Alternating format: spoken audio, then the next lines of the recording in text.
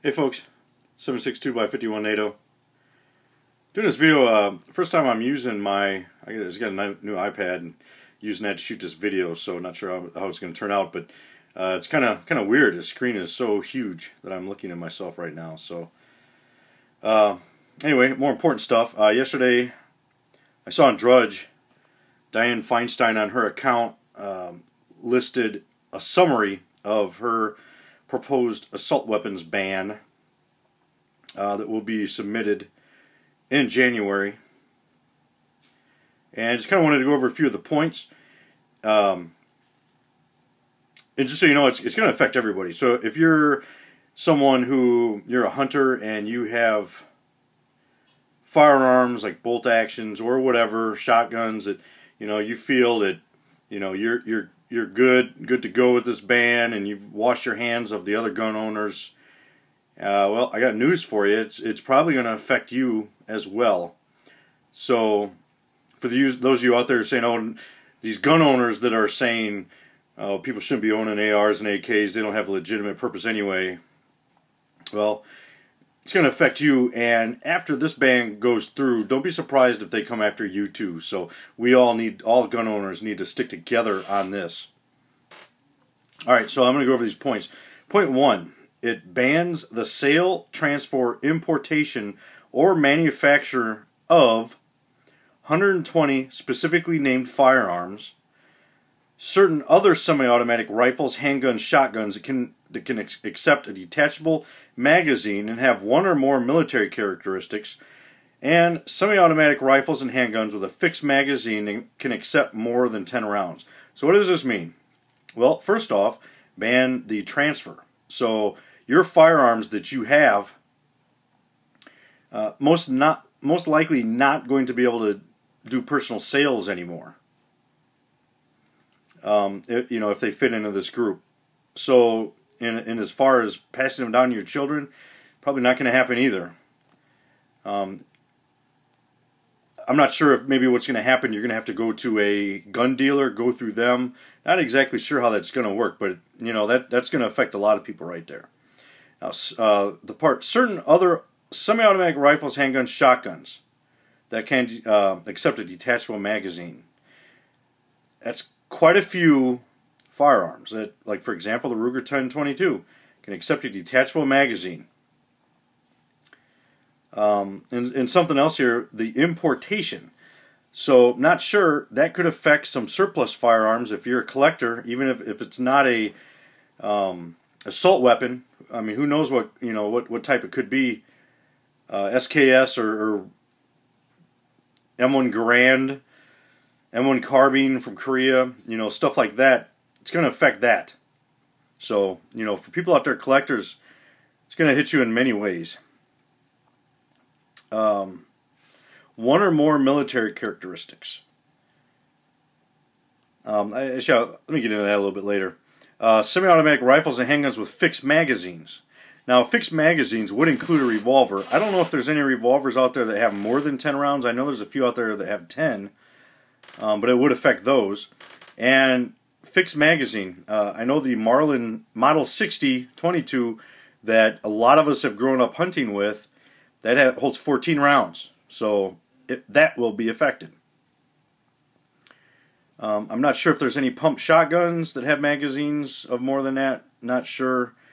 Probably not, but if there are, it's going to affect them. Part 2 strengthens the 1994 assault weapons ban and various state bans by moving from a 2-characteristic test to a 1-characteristic test, eliminating the easy-to-remove bayonet mounts and flash suppressors from the characteristic test, and banning firearms with thumbhole stocks and bullet buttons to address attempts to work around prior bans. So the first part of that, the first ban in '94, the Clinton gun ban as we call it, had 2 characteristic tests. It had to have for example, a flash hider and a bayonet lug. Now it's just moving to a 1-characteristic test. So weapons that have 1 characteristic will fall in under this no-no list. For example, that nice pump-action turkey gun that you just bought with the pistol grips, that's going to fall under this. Pistol grips, collapsible stocks, If you have a bolt-action rifle with a collapsible stock, I've seen a couple lever actions that have collapsible stocks now. Those are going to be affected by this. That's one characteristic. Bayonet lugs, of course. All that. Below that, eliminating the easy to remove bayonet mounts and flash suppressors from the characteristic test.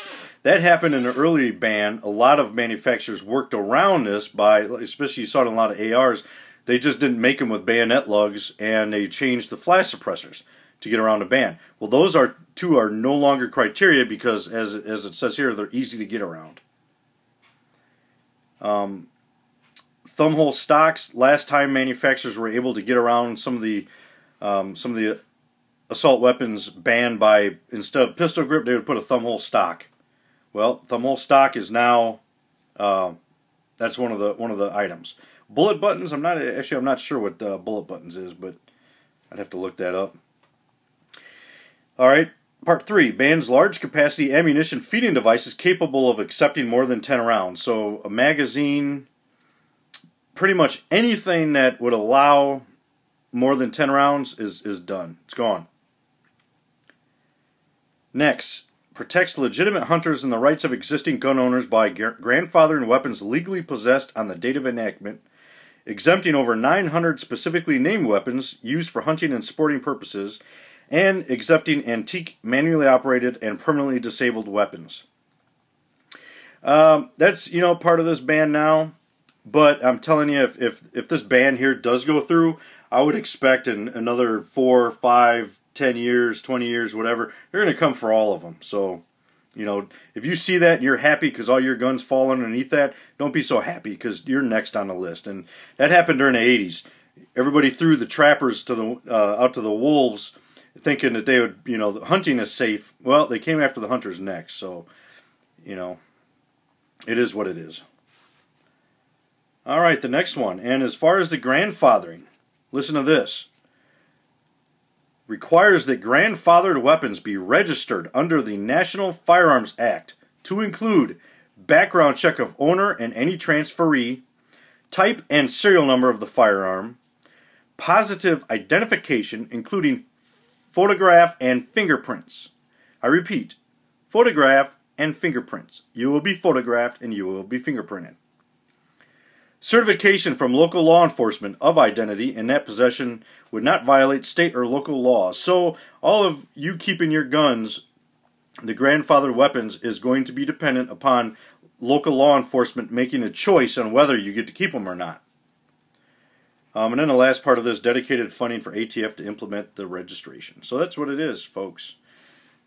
It is time to write all of your representatives from local all the way up to the president and let them know of your disagreement with this.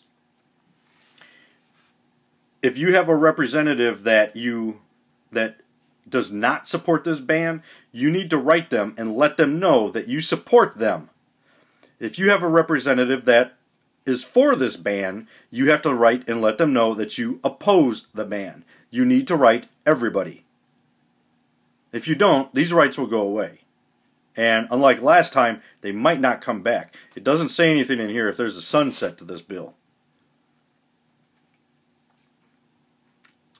Even if there is, your assault weapons, or excuse me, the weapons that are grandfathered in will have already been registered, and you will have been registered.